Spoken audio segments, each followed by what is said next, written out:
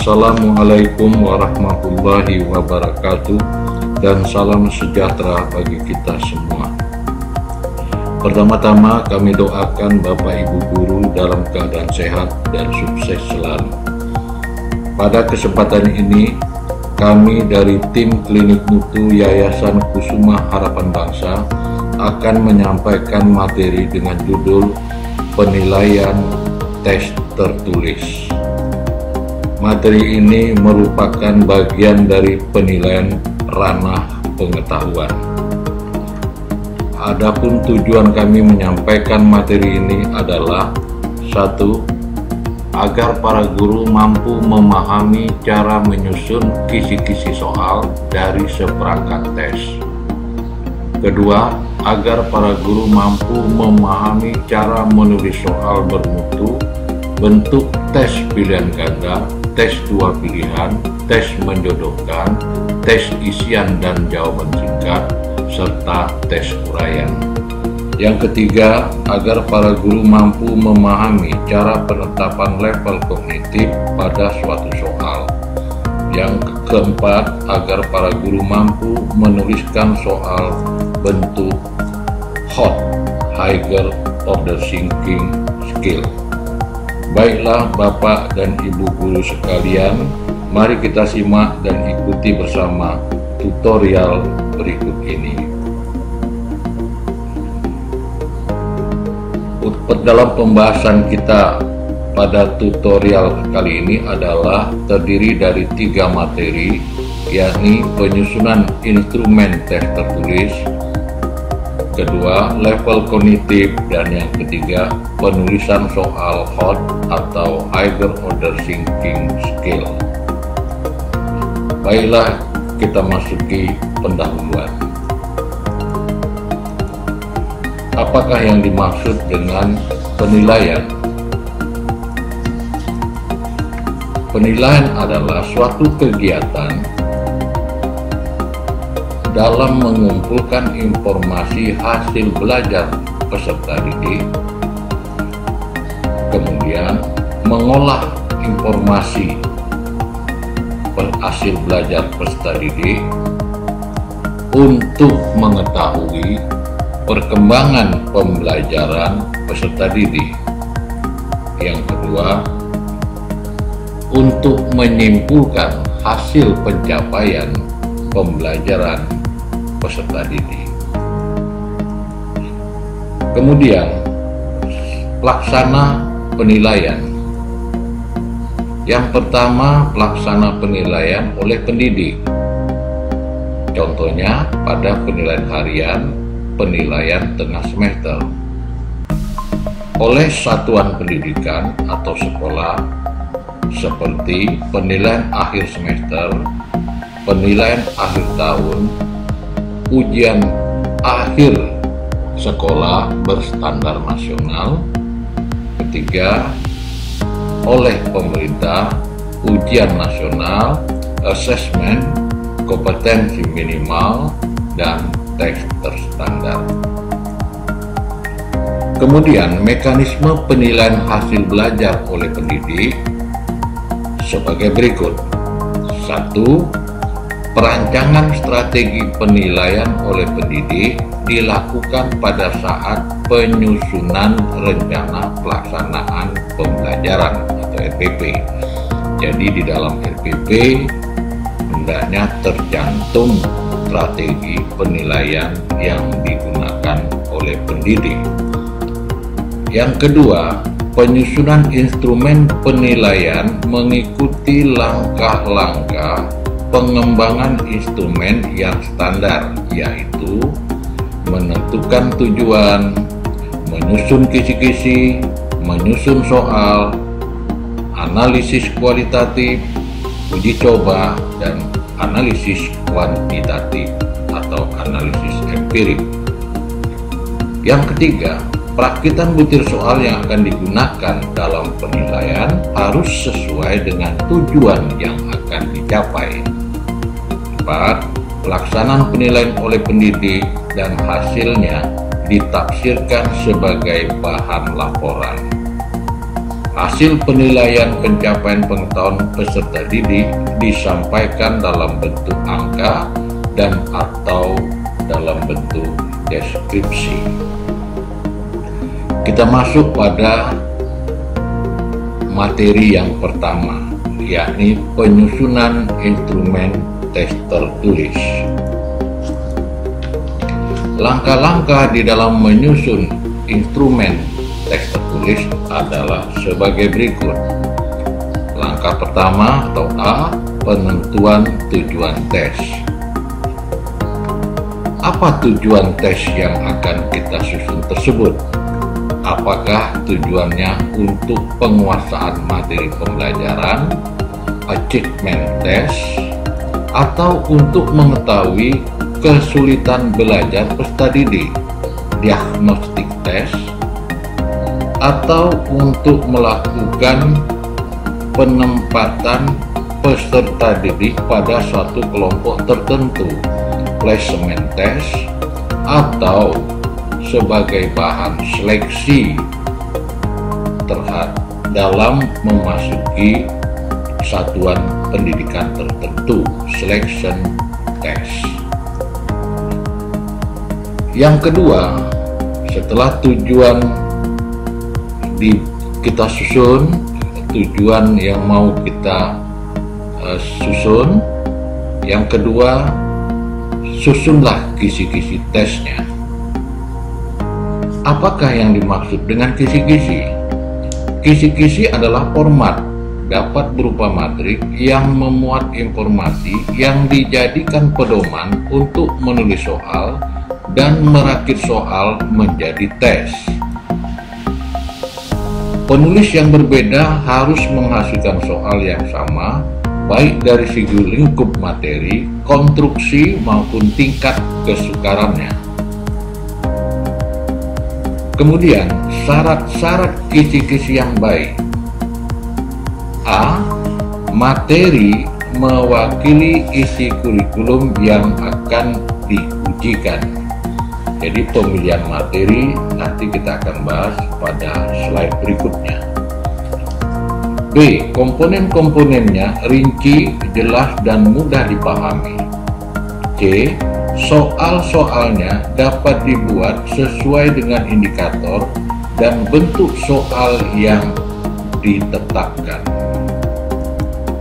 Kita masuk syarat pemilihan materi dalam penyusunan kisi-kisi. Yang pertama syaratnya adalah urgensi. Secara teoritis, materi yang akan diujikan mutlak harus dikuasai peserta didik. Materi yang dimaksud adalah materi esensial. Yang kedua, relevansi. Materi yang dipilih sangat diperlukan untuk mempelajari atau memahami bidang lain. Misalnya, materi matematik untuk memahami bidang IPA, materi bahasa Indonesia untuk memahami bidang IPS, materi kesenian untuk memahami bidang seni budaya. Ketiga, kontinuitas. Materi yang dipilih merupakan materi lanjutan atau pendalaman materi dari yang sebelumnya pernah dipelajari dalam jenjang yang sama maupun antar jenjang. Misalnya, ilmu sains, materinya vertikal. Materi sebelumnya merupakan prasyarat dari materi lanjutan. Yang digunakan di dalam penulisan atau penyusunan soal adalah materi lanjutan, bukan materi prasyarat. Sedangkan untuk ilmu sosial, biasa materinya secara horizontal. Maka di dalam penyusunan soal ini, materi yang dipilih hendaknya materi yang merupakan pendalaman dari materi sebelumnya. Yang keempat, keterpakaian. Materi memiliki daya terap dan nilai guna yang tinggi dalam kehidupan sehari-hari. Bagaimana dengan syarat indikator yang baik itu? Syarat indikator yang baik: 1. Memuat ciri-ciri KD yang akan diukur. 2. Memuat kata kerja operasional yang dapat diukur atau KKO, kata kerja operasional yang dapat diukur. 3. Berkaitan dengan materi atau bahan ajar yang dipilih, yang pada slide sebelumnya telah dibahas bagaimana syarat pemilihan materi untuk penyusunan soal. Yang keempat, dapat dibuat soalnya. Baik, selanjutnya kita lihat lagi indikator soal. Indikator soal bentuk pilihan ganda menggunakan satu kata kerja operasional atau KKO yang terukur. Sedangkan untuk bentuk soal uraian bisa menggunakan satu atau lebih kata kerja operasional atau KKO-nya. Jadi di sini untuk soal pilihan ganda itu menggunakan satu kata kerja operasional, sedangkan untuk uraian bisa menggunakan lebih dari satu kata kerja operasional. Contoh, kalau pada uraian salah satu kata kerja operasionalnya misalnya menjelaskan atau menentukan. Salah satu ini yang digunakan untuk soal pilihan ganda. Tetapi untuk soal uraian bisa menggunakan dua kata kerja operasional, menjelaskan dan menentukan. Berikut indikator soal yang digunakan dalam penilaian bisa tanpa stimulus atau kondisi sebagai dasar pertanyaan dan bisa menggunakan stimulus berupa gambar, grafik, tabel, data hasil percobaan, kurva, wacana, atau kasus yang dapat merangsang, memotivasi peserta didik berpikir sebelum menentukan pilihan jawaban. Rumusan indikator soal yang lengkap mencakup 4 komponen. A. Audien, peserta didik. B. Behavior, perilaku yang diukur. C. Condition, stimulusnya. D. Degree, derajat atau tingkat. Berikut ini kita tayangkan contoh indikator soal. Yang pertama, indikator soal tanpa stimulus. Peserta didik dapat menjelaskan proses metamorfosis hewan tertentu. Peserta didik audien A, sedangkan dapat menjelaskan proses metamorfosis hewan tertentu behavior atau B. Kemudian contoh kedua, indikator soal dengan stimulus. Disajikan 4 gambar tumbuh-tumbuhan, peserta didik dapat menentukan 2 tumbuhan yang berkembang biak dengan cara yang sama. Disajikan 4 gambar tumbuh-tumbuhan, ini kondisi atau C. Peserta didik audien atau A dapat menentukan dua degree, dapat menentukan tumbuhan yang berkembang biak dengan cara yang sama, behavior B.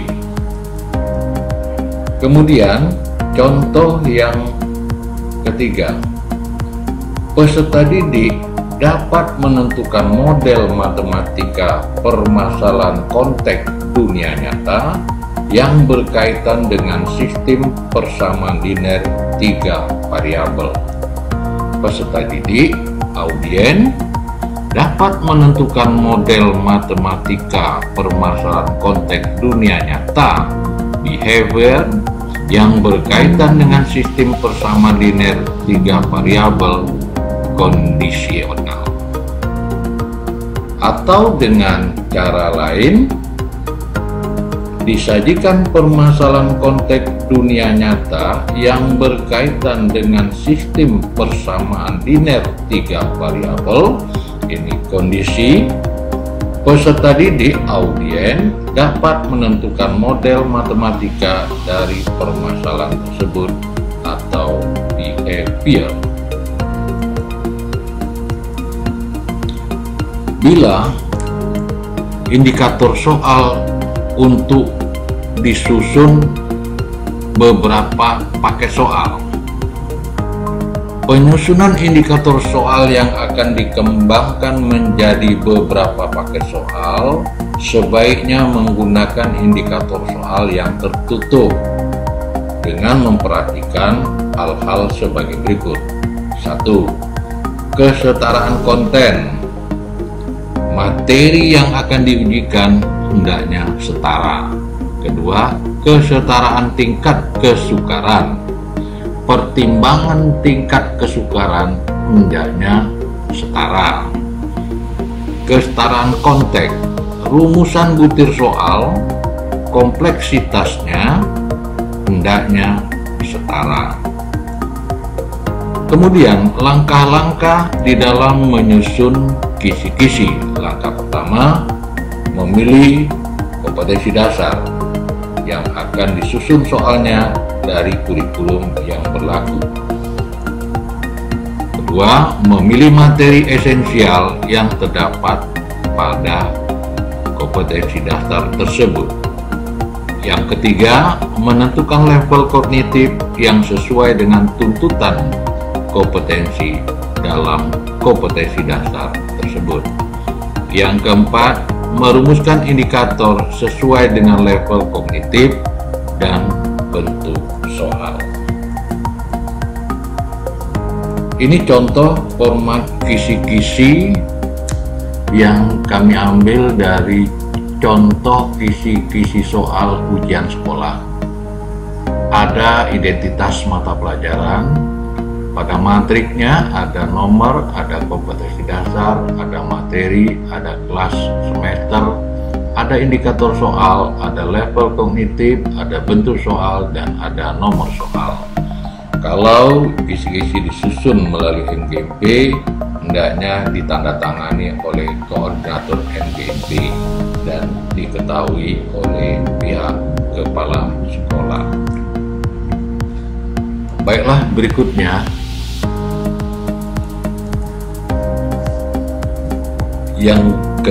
yang ketiga atau C, penulisan soal. Langkah-langkah di dalam penulisan soal standar seperti skema berikut ini. Tulis dahulu kisi-kisi soal. Setelah kisi-kisi selesai, lakukan penulisan soal.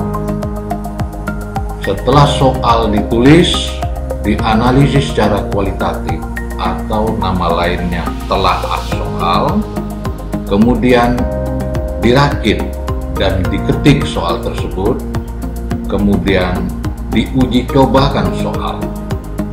Setelah hasil uji coba, hasilnya dianalisis secara kuantitatif atau analisis empirik. Ada 3 hasil analisis kuantitatif sebagai bahan informasi. Kalau soal tersebut dinyatakan baik, langsung masuk ke bank soal. Kalau soal tersebut dinyatakan soal revisi, maka perbaiki soal tersebut, kemudian analisis secara kualitatif atau telaah soal, kemudian rakit dan ketik kembali soal tersebut, uji coba kembali, dan analisis secara empirik. Bila dinyatakan soal baik, langsung masuk ke bank soal. Yang ketiga, informasi yang ketiga, bila soal dinyatakan jelek, dibuang saja atau diganti yang baru.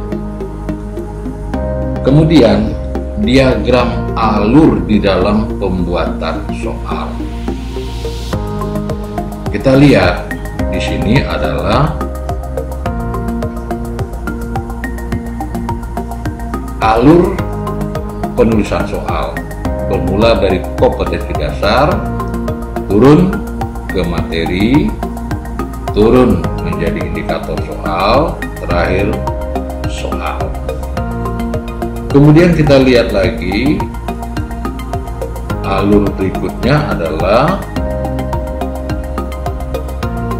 soal yang dibuat ini hendaknya memiliki kesesuaian dengan indikator soal, dengan materi, dan dengan kompetensi dasar. Sedangkan hubungan antara indikator dengan kompetensi dasar, alurnya terlihat pada garis panah merah, menunjukkan kesesuaian antara indikator soal dengan materi yang hendak diukur yang mengacu kepada kompetensi dasar. Ini keterangan dari masing-masing diagram. Apa itu kompetensi dasar? Kemampuan minimal yang harus dikuasai peserta didik setelah mempelajari materi pelajaran tertentu. KD ini diambil dari kurikulum. Materi yang harus dikuasai peserta didik berdasarkan KD yang akan diukur. Indikator rumusan berisi ciri-ciri perilaku yang dapat diukur sebagai petunjuk ketercapaian KD. Soal disusun berdasarkan indikator yang dibuat.